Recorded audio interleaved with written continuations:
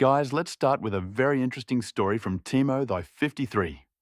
My first boss, and how he got the whole team every certification available. When I turned 14 years old, I got my first summer job and had one of the best bosses I'd ever had. I recently found out that unfortunately, my mentor and someone I would consider a friend, John, passed away. Although it's been well over 20 years, I still use the lessons learned and the work ethic he passed on to me. Although at times he could be hard, he was more than fair and always did the right thing for those that worked for him. This is the story of John versus the new president. Before I get into the story, I need to give some background and context on John. John was the textbook all-American boy. John had attended a prestigious boarding school somewhere in New England and eventually attended Yale back in the late 1950s and 60s and was not only a scholar but a three-sport athlete. He played football, he boxed, and was a captain on the track and field team. Fast forward to when this story takes place, and John was still in phenomenal shape for a late 60s, early 70s man. John opted to move out to the country, start a family to follow his passion, which was teaching at the local high school and coaching high scholars in various sports. Obviously, he was the high school football coach, taught track and field. He was an outstanding shot put athlete and could run the mile and many other long distances. As a teacher, he had the summers off and became a lifeguard at the local town beach, eventually becoming the captain of the lifeguards. Over time, he developed standards for the town, county, state lifeguards to pass.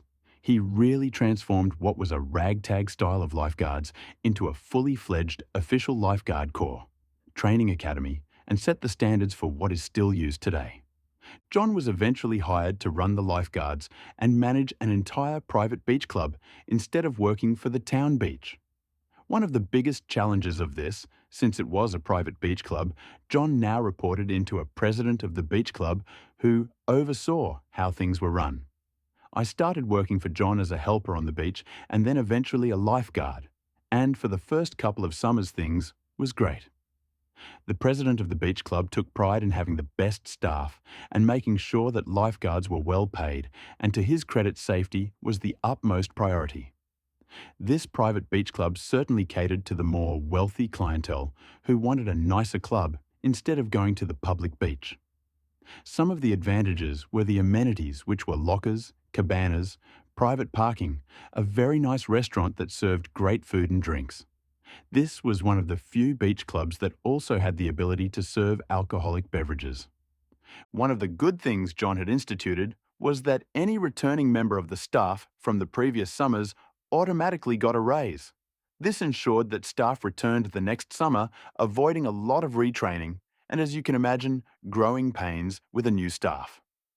What was even better was that if you returned multiple summers, you still got an additional raise. Most summers, this was $1 or $2.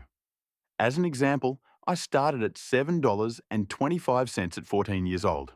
This was back in the late 90s. And by the time I was in college, I was making almost $15 an hour.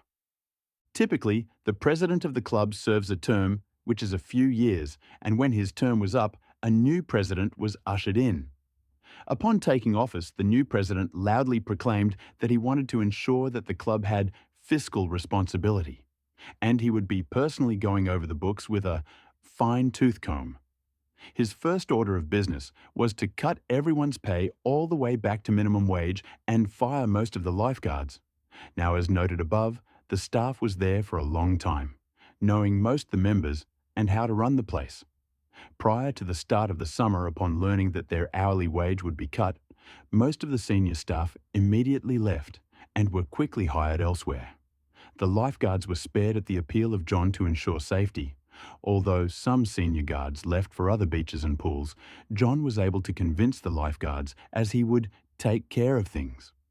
On to the MC, while John agreed to have the staff take the pay cut, he convinced the new president that any lifeguards with additional certifications would get $2 an hour on top of the base minimum wage. The new president obviously didn't consider that any of these lifeguards would put in the effort or if it was feasible to get any certifications in time for the summer season, and he agreed to the plan. As you can imagine, John basically established the process and curriculum for becoming a lifeguard and personally trained and hired most, if not all, the trainers in the town and county. John was also a volunteer fireman and knew all the EMS personnel, and not surprisingly, had either taught them in school or hired them as lifeguards in their past lives. John quickly called in favours from every trainer and certifier across the county, who were more than happy to repay all the favours John had done for them in the past. Most waived the training fees and expedited the training sessions for the lifeguards, and they wanted to promote safety for the community. Prior to the start of the Memorial Day weekend, and what is effectively the unofficial start of summer, all of us lifeguards and new staff become certified in pretty much every single possible certification that existed at the time. I mean, I'm talking crazy complete overkill and unnecessary certifications for a regular lifeguard. We got trained as either EMS and EMTs, although lifeguards had to be certified in CPR. We retrained and got our CPR certifications again, life-saving ocean and pool rescue techniques, certified swimming instructor, certified food inspector, the club had a kitchen, certified county pool operator license, certified sanitary inspector, cleaning the bathrooms. We even had one guy who wanted to learn how to scuba. The county's firefighters had a water rescue team who coincidentally were certified scuba instructors. Most of us guards become certified divers, open water divers, deep water rescue divers, the whole works. I could go on and on about all the certifications we got. The lifeguards not only went back to their original wage, but in most cases went well above what their previous wages were. At 18 years old and back in the 90s, I personally went from making $15 an hour to $27 an hour, all due to the certifications and trainings. It took a month or so for the fallout to happen. While the new president tried to renege on the deal, John was smart enough to have a formal arrangement in place, and there was nothing the new president could do besides bitch about it. He winded up resigning his position to spend more time with his family at the beach. We rarely saw him around that summer, and I think he eventually stopped coming altogether, opting to join another club. John made nice with the new president and explained his philosophy on training and keeping staff. The new president agreed, and some of the senior staff winded up coming back with the promise of their original wage. A few weeks ago, I heard from friends and former colleagues that just at the start of the summer season, John passed away in sleep of natural causes at the ripe age of 91. He was still working, although not as much in the past. It was more of a I want to keep busy type of thing than a need to work. Every morning he would take out the lifeguard's rowboat and get some exercise in. After all, he was a certified rowing instructor. R.I.P. John, you were the best. The malicious compliance was brilliant. John used the president's short-sightedness against him, ensuring lifeguards earned more instead of less. His deep connections and expertise turned a bad policy into a huge win, forcing the president out. The next story from Dave Lipcook. Fine, I'll throw away all the pillows. Format, on phone, all that good stuff. Setting. This happened about 8 years ago, when I worked for one of the biggest hotels in the US. I'm talking about 3,200 rooms, and that place is the size of a small city. My position was Supervisor of Special Operations, which means I was the guy they came to when they needed to, say, change 1,000 bed frames for more modern ones, or change 5,000 light bulbs for ones more energy efficient, because we are going green and stuff like that. Now, a hotel this big is divided into 4 buildings, each with their own managers, supervisors, housekeeping and the like. Essentially, it was run like 4 separate hotels. The problem was that each building's managers had an exorbitant amount of power, and they ended up stepping on each other's toes day in and day out. Because of my position, I didn't work directly for any of them but for the Director of Housekeeping, or DH, because what I did had mostly to do with rooms. So whenever one of them tried to get me to take special care of them and their buildings, I could easily refuse. But most of the time, I did whatever they needed to get done if I had time, and because they were mostly nice people and good managers. Enter Douche Canoe, or DC, was the worst manager I have ever encountered in my career. He would go into the checkout rooms and steal tips from the housekeepers, take things left behind by guests instead of reporting them to lost and found, and talk to people like they owed him something, like his word was law. The story. One day, we get a VIP guest, one of the owners of the company that owned the hotel, so DH sends me to check the room he's to check into the next day. So I did. I checked all the furniture, bed frame, mattress, lamps, light bulbs, AC unit, everything I could think of. And when I'm done, I give the good to go. Fast forward a week, the day after VIP checked out, I get called into DH's office, and the conversation goes something like this. DH, so VIP had a complaint about his room? Me, did I miss something? DH, not really. It was housekeeping who did. He noticed that one of his pillows was stained.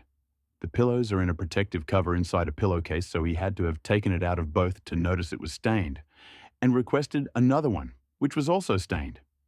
Me, and you want me to do something about it?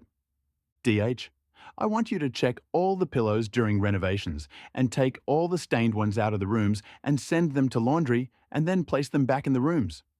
Me, that does going to take a couple of days and some overtime, but okay. The hotel was scheduled for renovations about 3 weeks from the date of the VIP pillow incident, where the hotel was supposed to shut down for 2 weeks and outside contractors would come in and do most of the work. During this time, I was supposed to just stand by and help out the contractors with whatever they needed. But because of the pillow incident, I now had something to do. So I had my instructions from DH and they date rolls by, and me and my team get to work. About halfway through the first building, I get a call on the radio from DC asking where I was. DH had had a family emergency and was out of town, leaving DC in charge of overseeing operations until he got back. I respond with my location and get back to work. About 10 minutes later, DC enters the room I'm currently working in, and the conversation goes like this. DC, you are going to throw away all the stained pillows. Me, now why would I do that when I have clear instructions from DH? DC, DH isn't here, and I'm telling you to throw away all the stained pillows. As soon as he finished the sentence, he turned around and started walking away when I said, but, and then he loses it and goes, you are nothing more than a glorified janitor. You will do as you're told.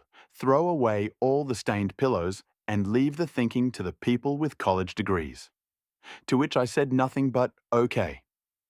After he left, I call my team on a different radio frequency and let them know the new plan and get a lot of seriously and what the f***. So I tell them that what the boss man wants, and that's exactly what the boss man will get. Anyways, we get back to work, pulling stained pillows from rooms. Remember, 3,200 of them. So it takes us about 3 days. During this time, we didn't just dump the pillows as we went. We stashed them in a storage room by the dumpster. Turns out most of the pillows were stained, so we're talking about 15,000. So after we are done, I emailed DC and say, all the stained pillows have been pulled and are on standby. Again, should I just take them to laundry like DH originally told me to do? Or should I proceed to dump them? To which he replied, yeah, whatever, just throw them away already like I told you to. So my team and I proceed to ask around the staff and gave a bunch of the away before filling 4 dumpsters with nothing but pillows. So days go by and I'm just helping out the contractors when I get an email from DC saying, why aren't there pillows in the rooms yet? It was your responsibility. To which I replied, we don't have enough pillows for all the rooms, even with the stash. The stash was a storage room we kept full of new pillows, for whenever they broke, were bled on, or had too many people requesting extra pillows at the same time, but it was only like 500 give or take. We don't even have enough for even one building. He replied, what do you mean we don't have enough? How many pillows did you throw away? My response, you told me to throw away all the stained ones, so I did. About 15,000. To which he replied, 15,000? How could you be such an imbecile? Now what are we supposed to do? We can't delay the reopening. My response, I glorified janitor and can only follow orders. I'll leave the thinking to the people with college degrees. He proceeds to call DH on his personal phone who was out of town attending his father's funeral, and belittle me, say how incompetent I am and how I threw away all the pillows I was supposed to have washed and put back in the rooms. So I get a text from DH that just said, DC told me what you did. We'll talk when I get back in 2 days. During those 2 days, I compiled a folder with the email thread with the pillow conversation. And since I don't have access to the security mainframe, went to my buddy who is the security manager and checked the cameras, and I found the footage of him telling me that I'm a glorified janitor and to leave the thinking to the college graduates. There are no cameras in the rooms, but the hallway camera caught the audio. The 2 days went by, and as soon as I came in the next morning and pick up my radio, I get a call from DH to meet him in his office. So I head there with my folder and my footage in hand. When I walked in, he was sitting in his desk with DC standing next to him, and the conversation went like this. DH, take a seat. So I take a seat. DH, would you care to explain this situation you have put us in? Me, no problem. I pulled out my folder, opened it, put it on his desk, and pushed it towards him. He spends a couple of minutes reading it, including the transcription from the security footage, and when I can tell he's done reading, I said, they wouldn't let me take a copy of the security footage as per policy, but you can talk to insert security manager's name here, and he can show it to you. He then looks at DC with raised eyebrows, looks back at me and says, would you excuse us for a moment? I just nod, get up, and walk out. About 30 minutes later comes out DC with the biggest puppy who peed on the carpet and got hit with a rolled-up newspaper face I've ever seen.